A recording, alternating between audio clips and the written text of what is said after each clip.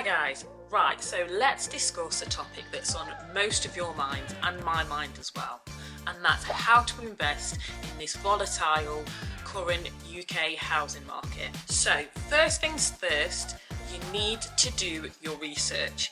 I say this in every single video, you need to research. Look for areas that have a strong rental yield and strong potential for growth, depending on which property goals you're concentrating on, whether it's to generational wealth or whether it's to sort of make money from a rental income.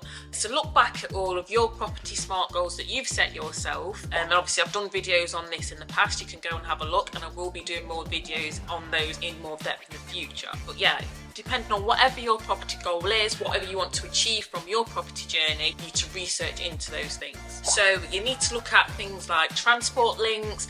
Is the area that you're looking at, is it pretty central? If you're remote investing, what type of infrastructure does that particular city have? Do they have major things like, for example, do they have a major university? I know my strategy is to stay local, the local Nottingham housing market well, because I know the area as well. I grew up here, so I know that Nottingham, obviously we've got two major universities, so there's rental opportunities there.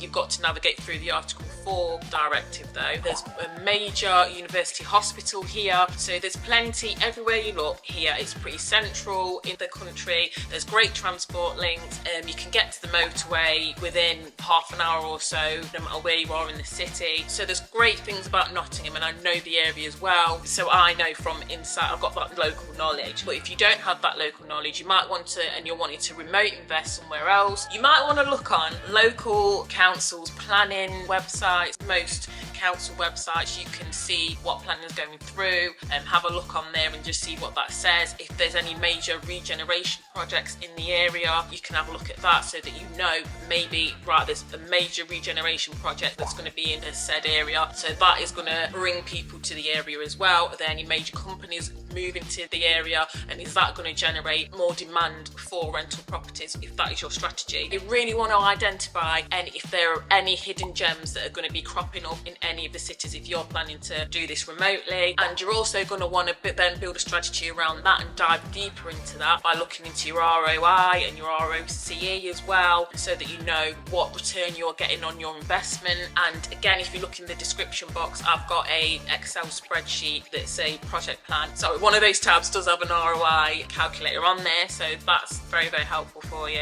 Just check that link out in the description box. You want to be finding those hidden gems in this volatile market. And the next point is you want to leverage the current market conditions. So as you can see, there's some pretty concerning statistics, or some would say these are quite concerning statistics that have been released from the Office for National Statistics on the UK Price Index. But obviously this breeds uncertainty, and that may be the right conditions for you to be able to start or really negotiate some good deals. We always say that, you know, you're making your money front end first, so if you can negotiate a good deal, that's most of your profit made already. So this sort of scaremongering and these articles that you see and things like that, it might be creating that climate where you can start to really negotiate some really, really good deals, which it gives you a head start when it comes to things like rental yields and general sort of building that capital growth in general. Right, and my next point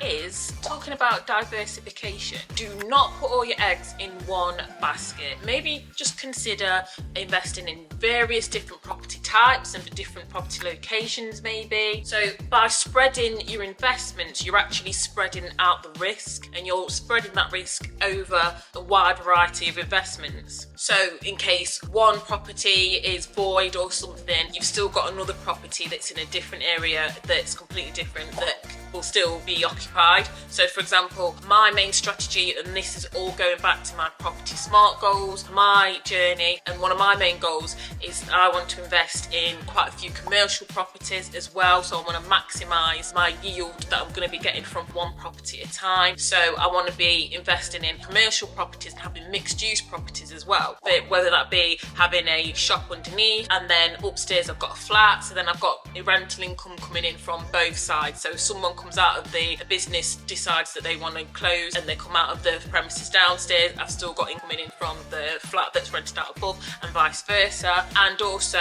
I'm trying to get into buying commercial properties and then converting them into residential properties as well, and I've got videos coming up on that as well, so if you check out my playlist as well, you'll see more on that. But the main thing is I just want to diversify and have a wide range of property investments, and I also would like to eventually invest further afield, so invest outside of Nottingham. At the minute my strategy of investing in Nottingham is working for me. I've got various properties in Nottingham at the minute, and it is working out for me because Nottingham's got such a strong rental yield, and it's always going to be, as I said before, we've got the two major universities, we've got a strong university hospital here, there's a lot of infrastructure here. It's a good safe bet to invest your money in here, as long as you know where to invest, which areas to invest in. Just think about diversifying your portfolio, having various different property types. Maybe you want to have a couple of HMOs as well as having the serviced accommodation. But yeah, just look into those strategies and have a wide range, so you're spreading out your investments is going to also spread out your risk. Just remember that diversity is the key to long-term success, and even though there's a lot of hearsay and there's a lot of maybe probably negativity coming and people talking about this, that and the other, just remember that the UK is a very, very strong property market to invest in anyway. You know, we're on an island, there's only so much land that we can build on because of, obviously, you've got all the conservation area, the island that you can't build on.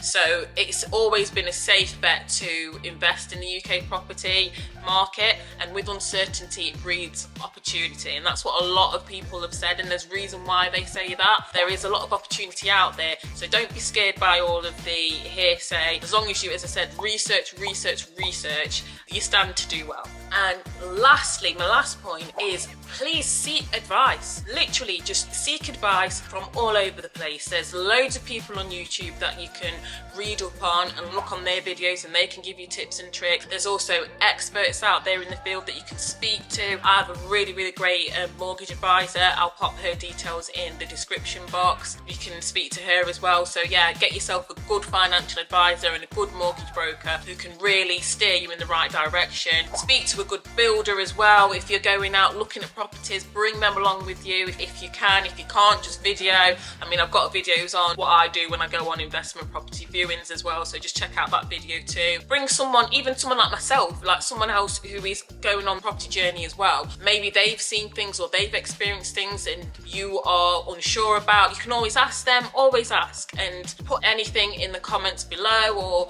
people are here to help, and there's always somebody going through the same thing as you or has already been through that. You don't have to reinvent the wheel. There's people out there that love property investing and that live and breathe it like myself, and we're always here for you to sort of bounce ideas off and speak to. As I said, just really speak to experts, and experts may not be professional experts. They might have a lot of experience through going through things themselves that they can pass on to you. They might have been through a similar experience that you're experiencing. Maybe there's something on a renovation project that you want to run past somebody. Maybe it's something about planning. Obviously, if that's the case, you can always drop that in the comments below or contact me via email below. Speak to somebody. There's people out there that are on the same journey as you and that want to help. So as I always say, I am not an expert in all of this. If there's anything in all this sort of, for example, the financial side and everything like that, always do your research and speak to somebody who is an expert. Research.